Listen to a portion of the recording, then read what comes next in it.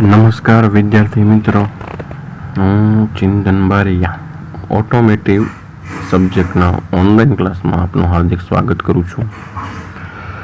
આજે આપણે ઓટોમેટિવના ધોરણ 10ના એકમ 3 વ્હીકલ સર્વિસિંગ છે.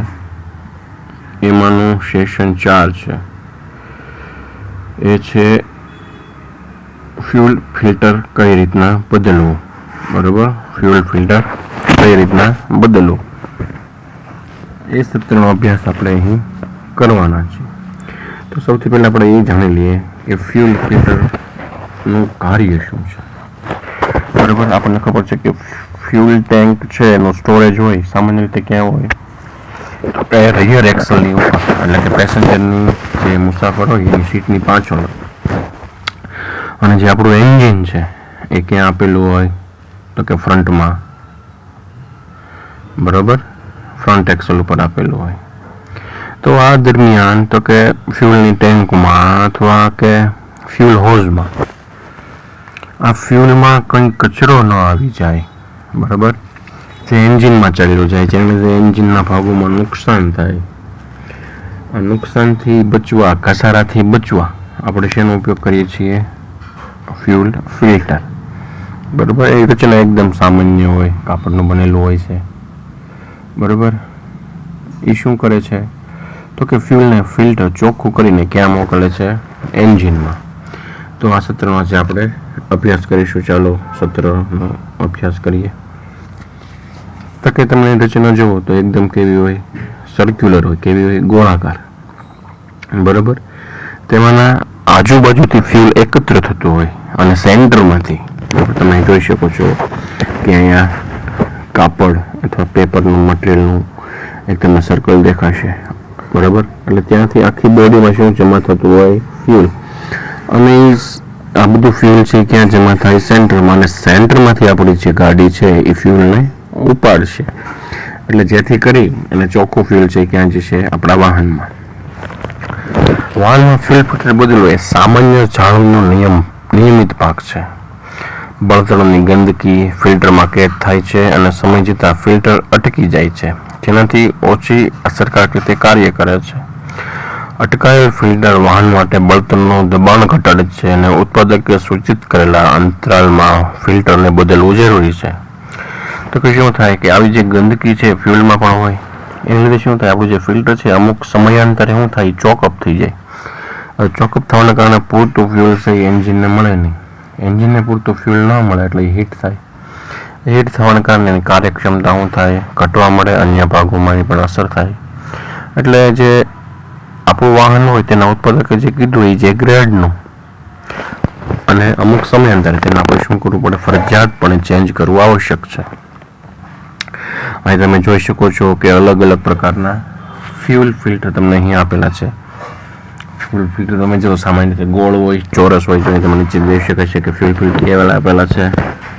રેક્ટેન્ગ્યુલર છે. બરાબર, એમાં આઉટર છે સ્ટીલની બોડી બનેલી હોય, પતરાની હોય. બરાબર, એને ઓપન કરવામાં બહુ ખાસ ધ્યાન રાખવું પડે, જેમાં ડેન્ટ લાગવાની ખૂબ શક્યતાઓ છે. એટલે જાળવણીવાળું કામ છે ફ્યુલ ફિલ્ટર ચેન્જ કરવું એ. ફ્યુલ ફિલ્ટર બદલવા માટે સામગ્રી અને ઓજારો. તો કે આપણે જે ફ્યુલ ફિલ્ટર ચેન્જ કરવાનું હોય ત્યારે અમુક સામગ્રી જોઈએ, આવશ્યક ઓજારો જોઈએ. જો આવશ્યક એટલે યોગ્ય ઓજારનો ઉપયોગ કરીએ તો આપણું અને વાહનનું આપણે અકસ્માતથી નિવારણ કરી શકીએ.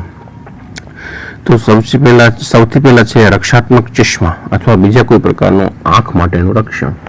બરાબર, તમારા ગોગલ્સ પહેરવાના છે જેથી કરીને આપણા આંખનું રક્ષણ થાય, આંખને કંઈ ઈજા ન થાય.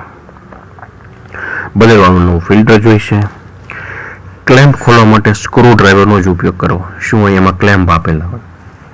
ફ્યુલનો જે હોઝ હોય એમાં શું હોઝ ક્લેમ્પ હોય, એનો ઉપયોગ ખોલવાનો શેનાથી હોય તો કે સ્ક્રૂ ડ્રાઈવર. એટલે યોગ્ય જગ્યાએ યોગ્ય ટૂલનો ઉપયોગ જ કરવો જેથી અકસ્માતને આપણે નિવારી શકીએ.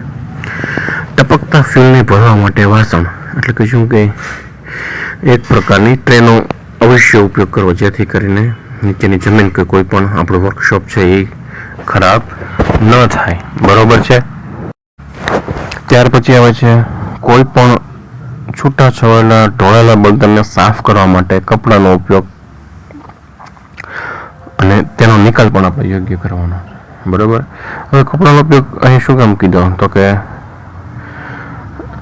એક તો છે કે આપણે જે ફ્યુલ ઢોળાવું હોય સાથોસાથ આપણા ઓજારો છે એની ઉપર પણ આપણે ઓઇલ લાગેલું ન હોવું જોઈએ. નહીંતર કાર્ય દરમિયાન અથવા બીજો કોઈ ઉપયોગ કરે તો એના હાથમાંથી ઓજાર છટકીને અકસ્માતનો ભય રહે છે. જો અહીં તમે જોઈ શકો છો કે એક છે ડાબા હાથ બાજુ એ ખરાબ ફ્યુલ ફિલ્ટર છે, એટલે એકદમ બ્લેક કલરનું છે. બરોબર. જેમાં અશુદ્ધિઓ, ફ્યુલનો કચરો અથવા ટેન્કનો કચરો બધો સમાવેશ થાય છે.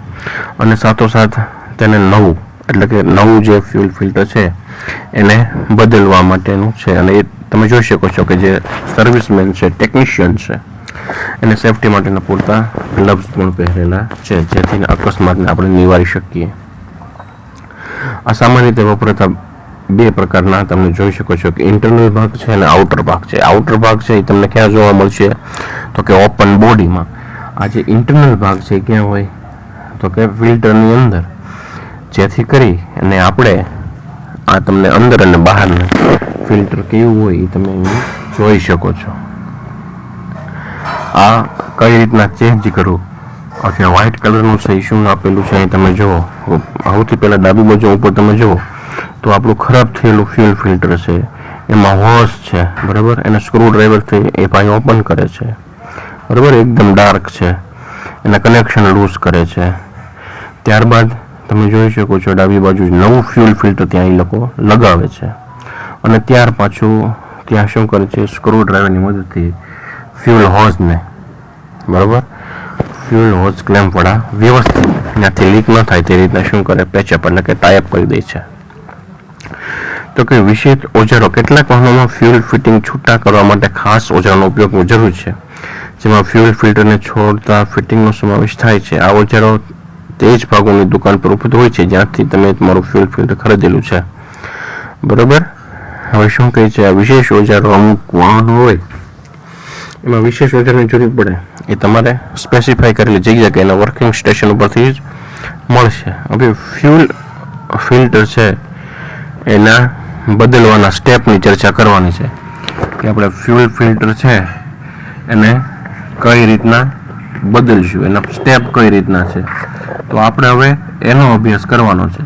તો સૌથી પહેલાં શું કહે છે કે જૂનું નવું ફિલ્ટર ખરીદો. બરાબર.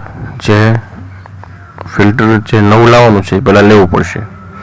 જૂનું ફિલ્ટર શોધો. એન્જિનના કમ્પાર્ટમેન્ટ અથવા ફ્યુલ ટાંકીમાંથી નજીક કારની નીચે હોઈ શકે છે. હવે તમારે શું કરવાનું છે, જૂનું ફિલ્ટર છે બરાબર એને ગોતવાનું છે કે ફિલ્ટર કઈ જગ્યાએ છે, એની આજુબાજુ જેટલી વસ્તુ આવતી એટલી ક્લિયર કરવાની જેથી અકસ્માત ન થાય. જો ઉત્પાદક દ્વારા ભલામણ કરવામાં આવે તો તે ફ્યુલ દબાણને દૂર કરવા માટેની પ્રક્રિયા અનુસરો. એટલે કે જો પ્રેશરાઇઝ હોય તો તમારે એ પ્રમાણે શું કરવાનું, એનું પ્રેશર રિલીઝ કરી ત્યાર પછી એની પ્રોસેસ શરૂ કરવાની છે. નળીના દરેક ક્લેમ્પના બોલ્ટને સ્ક્રૂ ખોલો જ્યાં સુધી તે નટથી લગભગ અલગ ન આવે. એટલે શું કરવાનું છે, નળી છે એને આપણે શું કરવાની છે, કનેક્શન લૂઝ કરી કનેક્શનમાંથી દૂર કરવાનું છે. ક્લેમ્પ નળી તરફ ધક્કો મારો. જૂનું ફિલ્ટર કાઢો અને તેના નવા ફિલ્ટર સાથે બદલો. કનેક્શન લૂઝ થઈ ગયા ત્યારબાદ શું કરશું તો કે જૂનું ફિલ્ટર છે એને લઈ લઈશું અને એને સ્થાને શું નવું પ્રસ્થાપિત કરીશું.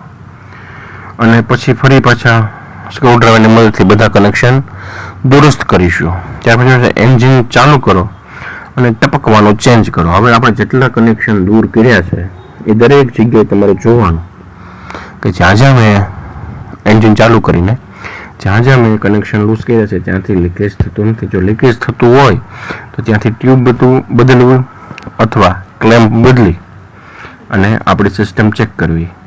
તો વિદ્યાર્થી મિત્રો, અહીં આપણે અલગ અલગ પ્રકારના ફ્યુલ ફિલ્ટરનો અભ્યાસ કર્યો, તેના કયા કયા સાધનોનો ઉપયોગ કરવો, કઈ કઈ સાવચેતી રાખવી અને ફ્યુલ ફિલ્ટર કઈ રીતે બદલવું તેના સ્ટેપની ચર્ચા કરી. તો અહીં વિદ્યાર્થી મિત્રો આશા રાખીએ કે તમને આ સત્રમાં સરસ મજા આવી હશે.